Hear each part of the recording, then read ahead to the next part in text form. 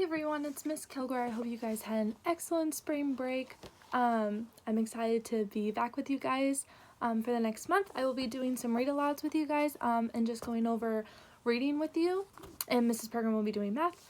I hope you guys have been enjoying your time with your families. I know I miss you guys. I just hope that you guys are doing well and still keeping up with all of the activities that we have for you.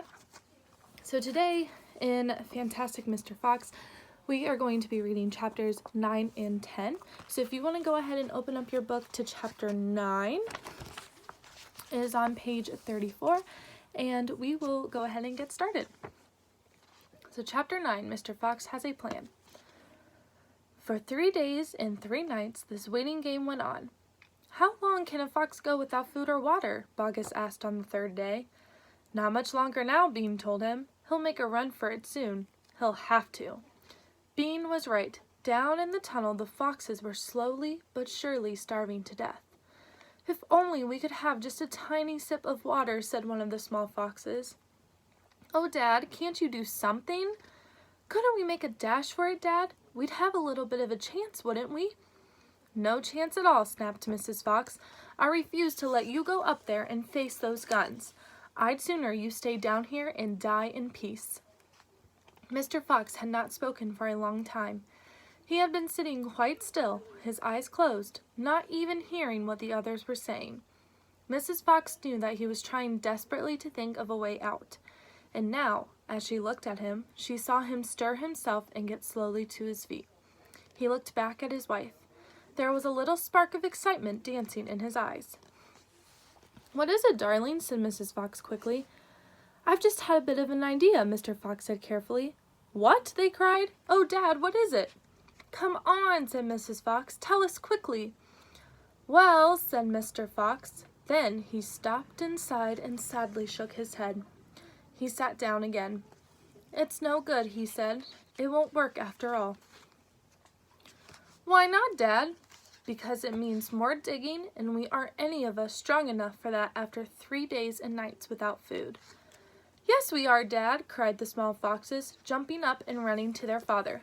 We can do it. You see if we can't, so can you. Mr. Fox looked at the 4 small foxes, and he smiled. What fine children I have, he thought. They are starving to death, and they haven't had a drink for 3 days, but they are still undefeated. I must not let them down. I suppose we could give it a try, he said. Let's go, Dad. Tell us what you want us to do. Slowly, Mrs. Fox got to her feet. She was suffering more than any of them from the lack of food and water. She was very weak. I am so sorry, she said, but I don't think I am going to be much help. You stay right where you are, my darling, said Mr. Fox. We can handle this by ourselves. All right, so that is the end of chapter 9. Before we move on to chapter 10, what I would like you to do is to think of a word that you could use to describe Mr. Fox's children in this moment. If you want to, you can go ahead and pause the video, maybe look back and see what we read about them. But just in chapter 9, I want you to think of a word that you could use to describe the small foxes right now in this moment. So go ahead, take a few minutes if you want to pause the video, think of a word that you can use to describe them.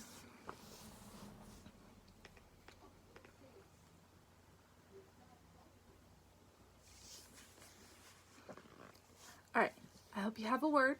We will come back to that and discuss it later. But for right now, we're going to go ahead and read on to chapter 10. Think of the word that you came up with to describe Mr. Fox's children.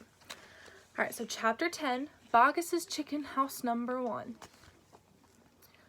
This time, we must go in a very special direction, said Mr. Fox, pointing sideways and downward. So he and his 4 children started to dig once again. The work went much more slowly now. Yet they kept at it with great courage, and little by little the tunnel began to grow. Dad, I wish you would tell us where we are going, said one of the children. I dare not do that, said Mr. Fox, because this place I am hoping to get to is so marvelous that if I described it to you now, you would go crazy with excitement.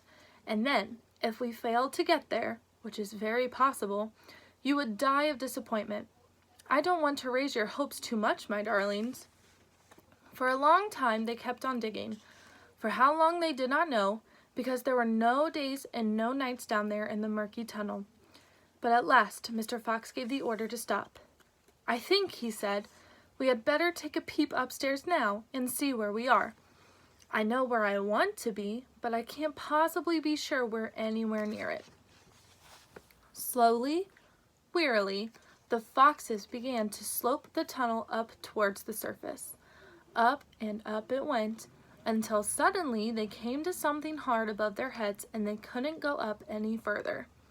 Mr. Fox reached up to examine this hard thing. "It's wood," he whispered. "Wooden planks." "What does that mean, Dad?" "It means, unless I am very much mistaken, that we are right underneath somebody's house," whispered Mr. Fox. "Be very quiet now while I take a peek." Carefully, Mr. Fox began pushing up one of the floorboards. The board creaked most terribly, and they all ducked down, waiting for something awful to happen. Nothing did.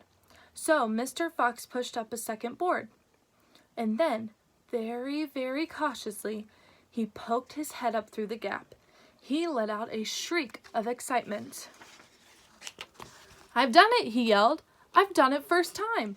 I've done it! I've done it!" He pulled himself up through the gap in the floor and started prancing and dancing with joy.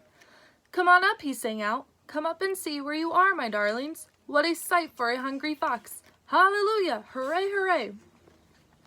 The 4 small foxes scrambled up out of the tunnel, and what a fantastic sight it was that now met their eyes. They were in a huge shed, and the whole place was teeming with chickens. There were white chickens, and brown chickens, and black chickens by the thousand. "Bacchus's chicken house number 1, cried Mr. Fox. "It's exactly what I was aiming at. I hit it slap in the middle. First time! Isn't that fantastic? And, if I may say so, rather clever." The small foxes went wild with excitement. They started running around in all directions, chasing the stupid chickens. "Wait," ordered Mr. Fox. "Don't lose your heads. Stand back.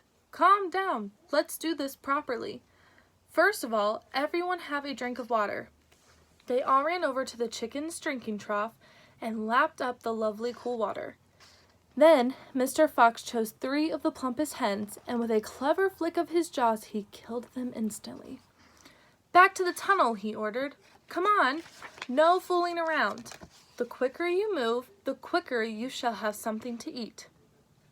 One after another, they climbed down through the hole in the floor, and soon they were all standing once again in the dark tunnel.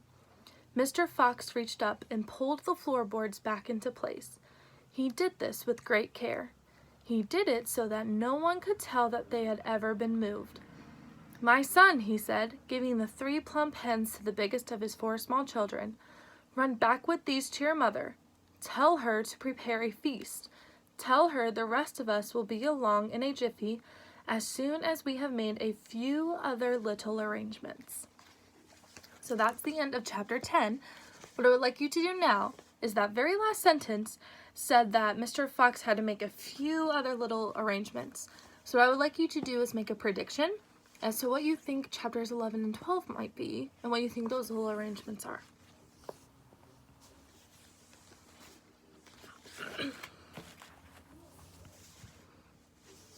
Okay, I hope you have your prediction, and we'll see if your prediction is right tomorrow when we read chapters 11 and 12. But for right now, I want you to go back to the word that you came up with to describe the small foxes in chapter 9.